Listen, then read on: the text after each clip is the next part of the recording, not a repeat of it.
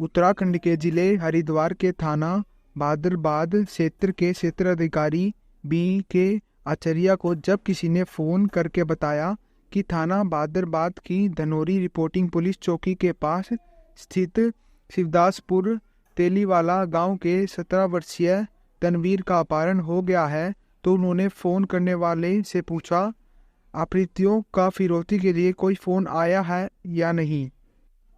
नहीं सर, तनवीर के घर वाले फिरौती देने लायक ही नहीं है। उसका अपहरण फिरौती के लिए नहीं, रंजिश की वजह से किया गया है।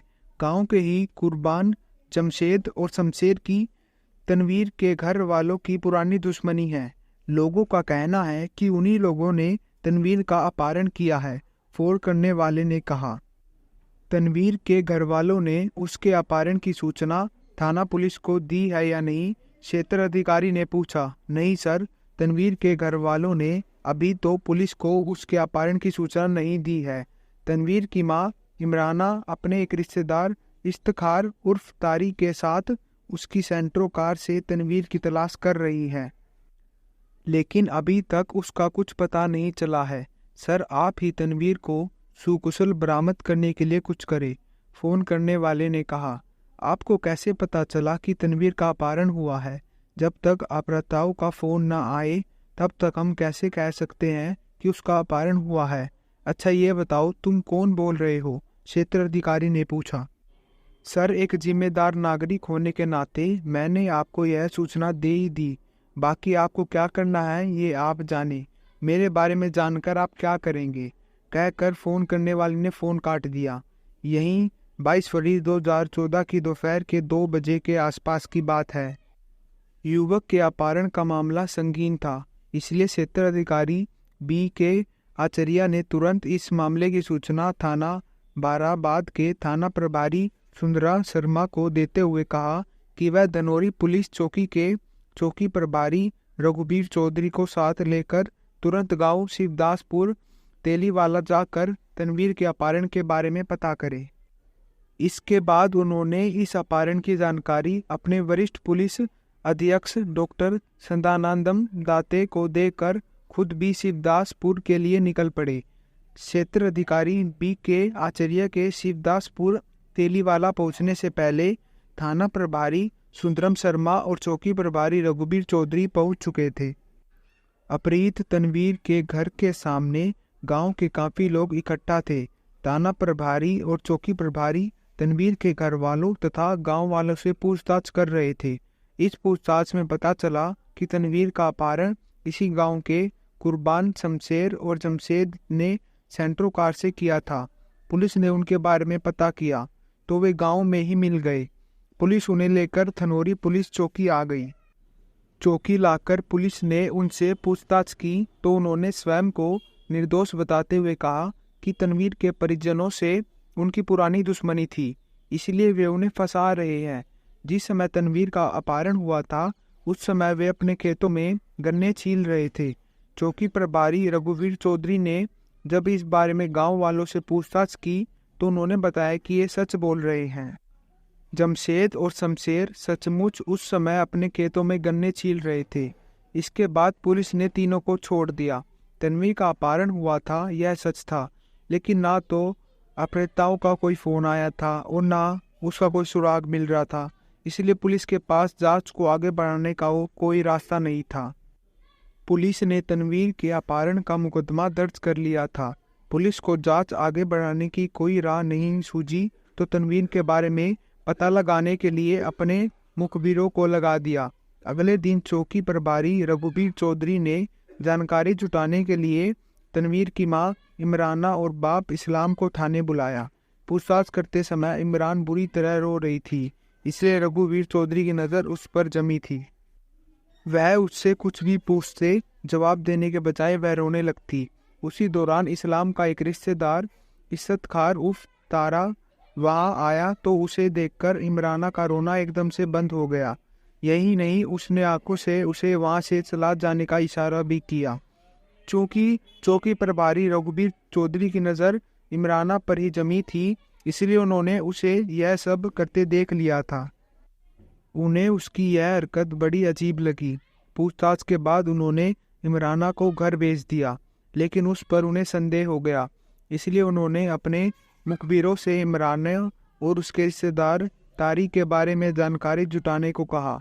10 दिन बीत गए, लेकिन तनवीर के बारे में कुछ पता नहीं चला। 2 मार्च 2014 को कोतवाली रुड़की के अंतर्गत गंगा नहर की असाफ नगर जाल में एक युवक के शव मिलने की सूचना मिली। कोतवाली पुलिस ने शव बरामद किया। मृतक धारीदार सुरमी कमीज, काला स्वेटर, काली पैंट और सफेद रंग के काली पट्टी के जूते पहने था। इस शव के मिलने की सूचना पुलिस कंट्रोल रूम ने वायरलेस द्वारा प्रसारित की तो चौकी प्रभारी रघुबीर चौधरी तनवीर के घर वालों को साथ लेकर आसाफ नगर जाल पर जा पहुंचे। उस शव की शिनख्त इस्लाम ने अपने बेटे तनवीर के रूप में कर दी। जवान बेटे की लाश से वह लिपटकर रोने लगा था। सूचना पाकर क्षेत्र अधिकारी बी के आचार्य भी आ गए थे। लाश के निरीक्षण में पुलिस ने देखा था कि उसके चेहरे पर चोट के गहरे निशान थे। इससे लगा कि हत्यारों ने पहले उसे बड़ी बेरहमी से पीटा था, शायद उसी पीट कर ही मार डाला गया था। उसके बाद उसे गंगा नहर में फेंक दिया गया था। चौकी प्रभारी रघुवीर चौधरी ने घटनास्थल की औपचारिक कार्रवाई निपटाकर लाश को पोस्टमार्टम के लिए JN सिन्हा स्मारक राज्यपाल अस्पताल रुड़की भिजवा दिया था। पोस्टमार्टम रिपोर्ट के अनुसार तनवीर की मौत चेहरे पर लगी चोटों और फेफड़ों में पानी बढ़ने से हुई थी। उसके जबड़े की हड्डी टूटने के साथ उसका गुप्तंग भी सूजा था। इस रिपोर्ट से साफ हो गया था कि हत्यारों ने उसे गंगा नहर में फेंकने से पहले बड़ी बेरहमी से पीटा था। लाश बरामद होने के बाद पुलिस हत्यारों की खोज में बड़ी तत्परता से जुट गई थी। उसी बीच रघुबीर चौधरी को मुखबिरों से पता चला कि कई सालों से दूध व्यवसायी इफ्तिखार उर्फ तारी का इस्लाम के घर बहुत ज़्यादा आना जाना था। वह इस्लाम के घर तभी जाता था जब वह घर पर नहीं होता था। गांव वालों का कहना था कि इस्लाम के रिश्तेदार तारी के उसकी बीवी इमरान से अवैध संबंध थे। कभी कभी इमराना तारी की सेंट्रो कार से घूमने भी जाती थी। इस्लाम मजदूरी करता था, लेकिन इमराना महंगे कपड़े और गहनों से लदी रहती थी। उसके यहाँ मोटरसाइकिल भी थी। यह सब तारी की ही बदौलत था। यह जानकारी चौकी प्रभारी रघुबीर चौधरी ने थाना प्रभारी सुंदरम शर्मा और क्षेत्र अधिकारी बी के आचार्य को दी, तो उन्होंने उसे गिरफ्तार कर थाने लाने का आदेश दिया। इसके बाद इफ्तिखार उर्फ तारी को उसके गांव सिद्धासपुर से गिरफ्तार करके थाना लाया गया, जहां तनवीर की हत्या के बारे में पूछताछ शुरू हुई। पहले तो तारी स्वयं को निर्दोष बताता रहा, लेकिन जब पुलिस ने थोड़ी सख्ती की तो वह टूट गया। उसने स्वीकार कर लिया कि तनवीर की हत्या उसने अपने 2 साथियों कुर्बान और शहजाद के साथ मिलकर की थी। उसने यह भी स्वीकार किया कि तनवीर की हत्या की योजना उसकी मां इमराना ने ही बनाई थी। मां ने ही योजना बनाकर बेटे की हत्या कराई थी। यह हैरान करने वाली बात थी। एक मां ने हवस की आग में अपने बेटे को ही सवा कर दिया था। तारी ने पुलिस को जो बताया उसके अनुसार तनवीर के अपहरण और हत्या की यह कहानी कुछ इस प्रकार थी। आज से 28 साल पहले इस्लाम का विवाह इमराना से हुआ था। इस्लाम की आर्थिक स्थिति कोई बहुत अच्छी नहीं थी, जबकि इमराना काफ़ी महत्वाकांक्षी औरत थी। इमराना इस्लाम के 5 बच्चों की मां बनी, जिनमें 2 बेटियां आसमा, नगमा तथा 3 बेटे तनवीर, हसीन और गुलाम अली थे। 5 बच्चों की मां बनने के बाद भी इमराना का शरीर कुछ ऐसा था कि कहीं से नहीं लगता था कि वह 5 बच्चों की मां है। भले ही उसकी आर्थिक स्थिति बहुत अच्छी नहीं थी, लेकिन वह रहती थी खूब बन संवर कर। इस्लाम के पास कोई बहुत ज़्यादा ज़मीन नहीं थी, जो थी उसी से किसी तरह गुजारा बसर कर रहा था। कभी ज़रूरत पड़ने पर वह अपने दूध व्यवसायी रिश्तेदार इफ्तिखार उर्फ तारी से पैसे उधार ले लेता था। जब उसके पास पैसे हो जाते थे तो वह वापस कर देता था। अगर कभी इस्लाम समय से रुपए नहीं पहुंचा पाता तो तारी खुद रुपए मांगने आ जाता था। इस्लाम घर पर नहीं होता तो इमरान उसका स्वागत करती थी। इसी बीच इस्लाम का इंतज़ार करते हुए वह इमराना से बातचीत करता रहता। इसी आने जाने और बातचीत करने में तारिक का दिल इमरान पर आ गया। इसके बाद उसके मन में इमरान को पाने की इच्छा जाग उठी, तो वह दूसरे तीसरे दिन बहाने से इस्लाम के घर आने लगा। बातचीत हाव भाव से इमराना ने तारिक के मन की बात भाप ली, तो उसने भी उसकी इच्छा पूरी करने का मन बना लिया, क्योंकि इसमें उसे काफ़ी फ़ायदा दिखाई दिया। इसी का नतीजा था कि मौका मिला तो तारिक जो चाहता था वह उसने पूरा कर दिया। इसके बाद तो यह रोज़ का खेल बन गया। तारिक इमराना के साथ मुफ्त में मज़े नहीं ले रहा था। संबंध बनाने के बाद वह इमराना की हर तरह से मदद करने लगा था। यही नहीं, उसने इस्लाम से उधार दिए पैसे भी मांगने बंद कर दिए थे। इस तरह के संबंध छिपे तो रहते नहीं। जल्द ही सबको इमराना और तारिक के संबंधों का पता चल गया। इस्लाम के कानों तक भी यह बात पहुंची, लेकिन तारिक के एहसानों तले दबा इस्लाम विरोध नहीं कर सका। वह भले ही इस बात का विरोध नहीं कर सका, लेकिन पड़ोसियों ने जरूर विरोध किया। तब इमराना उनसे लड़ पड़ी। किसी रोज बड़ी बेटी आसमा और तनवीर ने इमराना और तारिक को आपत्तिजनक स्थिति में देख लिया, तो उन्होंने तारिक को अपने घर आने से मना किया। तब इमराना ने दोनों को डांट कर चुप करा दिया। तारिक के घर आने की वजह से इस्लाम के बच्चे पड़ोसियों और रिश्तेदारों के सामने काफ़ी शर्मिंदगी महसूस करते थे, इसलिए अब वे भरपूर विरोध करने लगे थे। 21 फरवरी 2014 की सुबह स्कूल जाने के लिए तनवीर अपना बैग लेने छत पर बने कमरे पर पहुंचा, तो कमरा अंदर से बंद था। खिड़की की झिरी से उसने झांका तो अंदर इमराना तारिक के साथ रंगरेलियां मनाती दिखाई गई। तनवीर शोर मचाते हुए कमरे का दरवाज़ा खटखटाने लगा।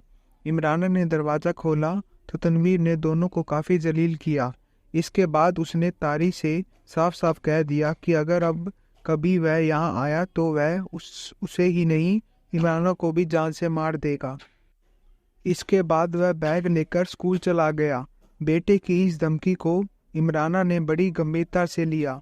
इस धमकी से तनवीर उस रास्ते का कांटा लगा, इसलिए उसने उसे हटाने का निर्णय ले लिया।